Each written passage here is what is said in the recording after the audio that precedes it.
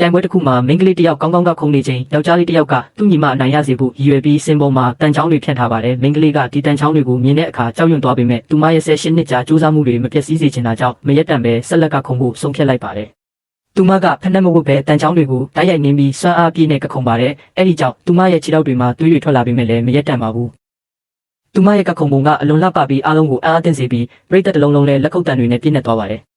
ဒါပေမဲ့သူမရဲ့ပြိုင်ဘက်မိန်းကလေးကတော့အေးအေးဆေးဆေးလာပြီးသူမကိုလှောင်ပြောင်းပါတယ်သူမကတော့တုံ့ပြန်ခြင်းမရှိပါဘူးနောက်တစ်ခါမှအကဲဖြတ်သူကရလက်ကျင်ညာဖို့စင်ပေါ်တက်လာတဲ့အခါမိန်းကလေးကသူမရဲ့လက်ထဲမှာရှိတဲ့စာရွက်မှာသူမအနိုင်ရထားတာကိုမြင်လိုက်ပါတယ်ဒါပေမဲ့အမှန်တကယ်ကျင်ညာတဲ့အခါမှာတော့အနိုင်ရသူဖြစ်သူမမဟုတ်ပဲတခြားမိန်းကလေးကိုကျင်ညာလိုက်ပါတယ်အဲ့ဒီမိန်းကလေးကချမ်းသာတဲ့မိသားစုထဲမှာမွေးဖွားလာတာလည်းတမျိုးသောစွမ်းရည်ပါပဲလို့မောက်မာစွာပြောလိုက်ပါတယ်ဒီအရာကိုကြားတဲ့အခါမိန်းကလေးကမကျေနပ်လွန်ပြီးပြိုင်ပွဲမှာမတရားမှုရှိတယ်လို့လူထုရှိမှထုတ်ဖော်ပြောလိုက်ပါတယ်ပရိသတ်တွေလည်းသူမဘက်ကနေထောက်ခံစကားတွေပြောလာကြပါတယ်အဲ့ဒီချိန်မှာပြိုင်ဘက်မိန်းကလေးရဲ့မိခင်ဖြစ်တဲ့အမျိုးသမီးကလူတွေကိုဖြန့်ခွာခိုင်းဖို့အမိန့်ပေးပါတယ်ဒါကိုမြင်တဲ့အခါမိန်းကလေးကစင်ပေါ်ကတန်ချောင်းတစ်ချောင်းကိုယူပြီးသူမရဲ့ပြိုင်ဘက်ရဲ့ညီဖြစ်သူကတန်ချောင်းတွေဖြန့်ထားတာလို့ဖော်ထုတ်ပြောလိုက်ပါတယ်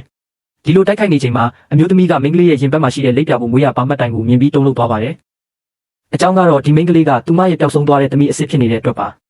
တကယ်တော့18နှစ်မှတိုင်ခင်မှာဆင်းရဲတဲ့မိန်းမတစ်ယောက်ရဲ့လင်ကဒီချမ်းသာတဲ့အမျိုးသမီးအတွက်အလုပ်လုပ်နေစဉ်နာမကျန်းဖြစ်ပြီးကုသစရိတ်ကိုမပေးခဲ့တာကြောင့်တေဆုံးခဲ့ပါတယ်။အဲ့ဒီအကြောင်းဆင်းရဲတဲ့မိန်းမကဒေါသထွက်ပြီးသူမကိုတတ်ဖို့ကြိုးစားခဲ့ပေမဲ့အာဏာသုံးပြုပြီးပြန်လည်တပ်ဖြတ်ခံလိုက်ရပါတယ်။ဒီမတိုင်ခင်မှာတော့သူမကဆေးရုံမှာသူမရဲ့ကလေးနဲ့ချမ်းသာတဲ့အမျိုးသမီးရဲ့ကလေးကိုလှုပ်ဝက်စွာလဲလှယ်လိုက်ပါတယ်။သူမရဲ့သမီးကပိုကောင်းတဲ့ဘဝမှာကြီးပြင်းနိုင်အောင်ပါ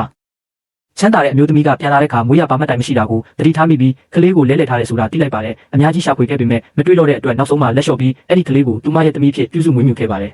ယခု18နှစ်ကြာမှာတော့သူမရဲ့သမီးအစ်စ်ကိုပြန်တွေ့လိုက်တဲ့အခါသူမစိတ်လှုပ်ရှားပြီးအံ့အားသင့်သွားပါတယ်။ဒီနောက်မှာဘာတွေဆက်ဖြစ်မလဲဆိုတာကတော့ဇလန်းရဲ့အကြီးမားဆုံးအပြောင်းအလဲဖြစ်လာမှာပါ။ဗီဒီယိုလေးကိုကြိုက်နှစ်သက်ရင် follow လေးလုပ်ခဲ့ပေးပါဗျာ။အဆုံးထိကြည့်ရှုပေးလို့ကျေးဇူးတင်ပါတယ်ခင်ဗျာ။